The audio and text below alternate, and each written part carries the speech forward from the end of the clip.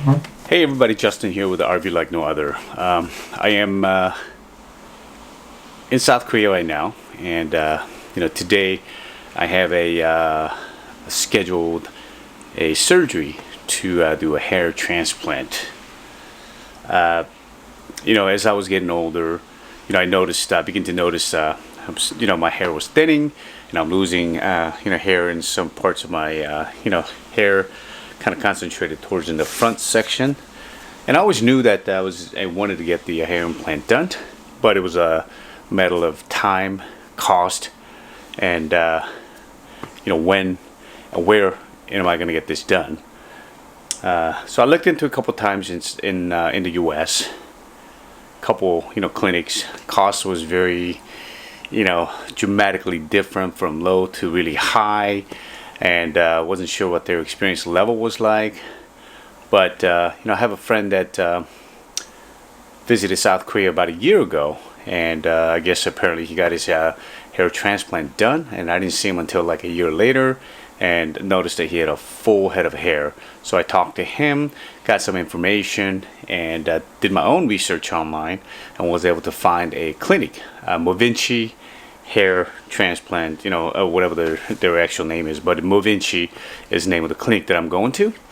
And while I was doing the research about the clinics, I noticed that a lot of the Korean celebrities actually got their hair transplant done at their location. So if it was good for them, and I'm sure it's good for me, so I called, did an online consultation, and they gave me a pricing which is very reasonable. And most importantly, they do a no incision, and I don't have to cut my hair or partially shave my hair in order to do this hair transplant. That's part of the issue that I was running into in the US, where you either have to partially shave your head, or they do have to make an incision on your head and then perform the surgery, and then the recovery is much longer, because depending on the type of surgery you get, you have stitches in the back of the head, or you have to do a partial or the full shape your head in order to get the hair transplant done. But in Korea, as you all know, or may know, that cosmetic surgery is on the top. So I've decided to just get it done here. And this particular clinic, no shave, and then no incision type of a hair transplant. And I've seen a lot of the videos, success stories, and I'm hoping to do the same thing. So that if you're actually considering getting the hair transplant done, Korea is another option for you. More affordable than the US. And then you're working with a top cosmetic surgeon. So I'm not really getting paid by anybody to do this, but I just wanted to kind of record my before, during. Hopefully they allow me to film during the process, before, during, and then after. And then I'm hoping to do a follow-up videos to report my progress, my recovery process. So I don't know if you can tell, I lost quite a bit of hair. Used to have a really full head of hair, but I did take some pictures, photos. I've taken some photos of the before, after I showered, because you can definitely see a bald spots. And then I'm hoping to continue to update you guys on a progress on recovery process up to about a year, so you can see before, and then the recovery process, and then the after process. So thank you so much, and kind of nervous right now. I have to go get ready and get ready for the surgery. Peace.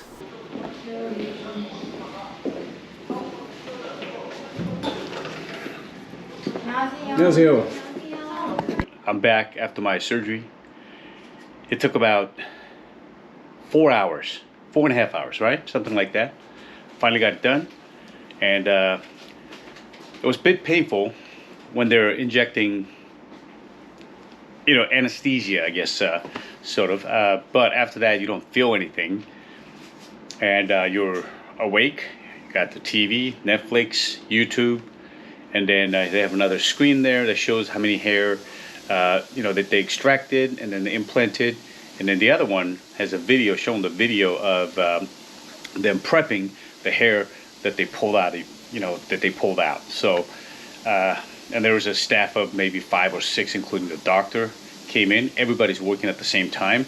So the process was a bit quicker than what I was told at different, other clinics in the U.S. when I spoke with the, doctors. So they gave me prescribed some medication, and I went and picked them up downstairs. And tomorrow I go back, and they will go ahead and remove the, beanie and the bandages, and they'll show me how to. They'll, give me wash my hair, and then they'll show me how to care for, shampoo and care for my hair for the next 2 weeks, and beyond. So there we go.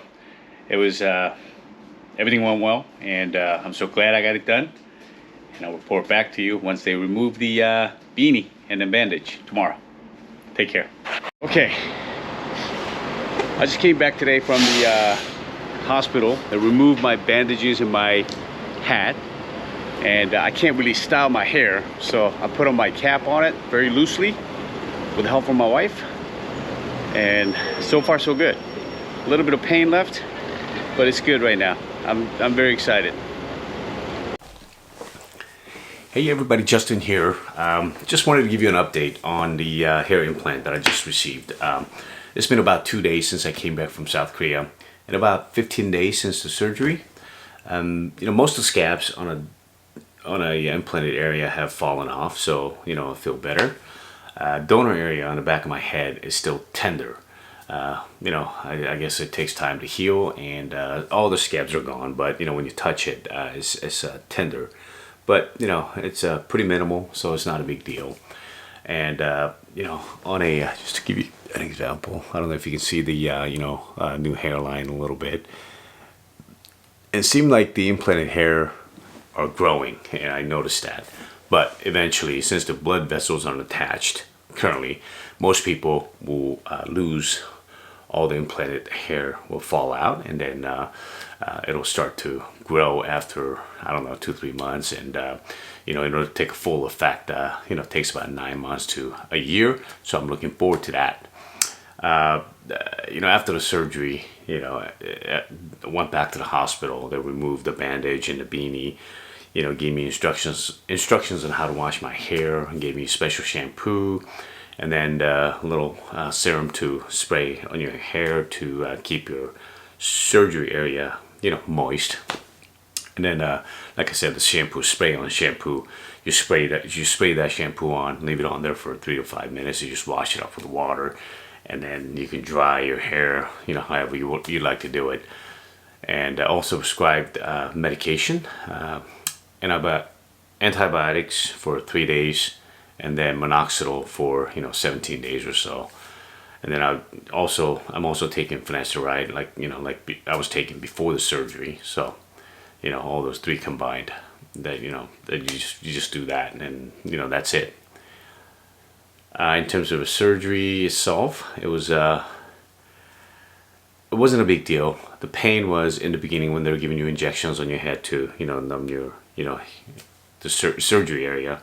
But that wasn't a big deal. After initial injections, all the pain goes away, and you just have to sit there for 4 to 5 hours, and they go to work, and you're done after 5 hours.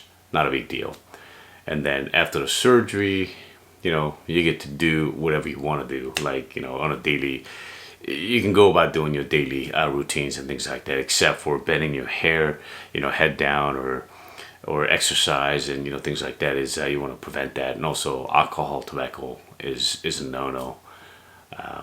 Other than that, there's no restrictions. I was in South Korea. I was doing my tourist thing, on the day of the surgery, after the surgery, and even day after. I was playing tourist, and it wasn't a big deal. In terms of implanted hair, it's growing a little bit, but since the blood vessels aren't attached, eventually they'll fall out. So not a big deal. And I chose a surgery there where they don't cut your hair all the way. They have to shave it a little bit, to implant the new hair. You can kind of see it a little bit, but I could just wear a hat or beanie to work, and that's not a big deal. Nobody's gonna notice it. So I'm happy about that. Back in my donor area, you can't even tell anything. I don't know if you can see it, but you can't see anything. So that's not a big deal. I would like to continue to post updates and give you the progress on a monthly basis. So please like this video, subscribe, and hit the notification bell so you don't miss anything. And if you're considering hair implant, continue to watch it and see what happens, see the results, and then you can decide for yourself whether you get it in the U.S. or Turkey or South Korea. It's totally up to you. But for me, the South Korea worked because I was going there anyways for vacation, and surgery was very minimal. I just to give up half a day for the day of the surgery, and then maybe a couple hours visit after that to so that they could remove all the bandages and things like that. So had a great time in South Korea. Came back, and now I got to get back to work. So take care, and have a great day.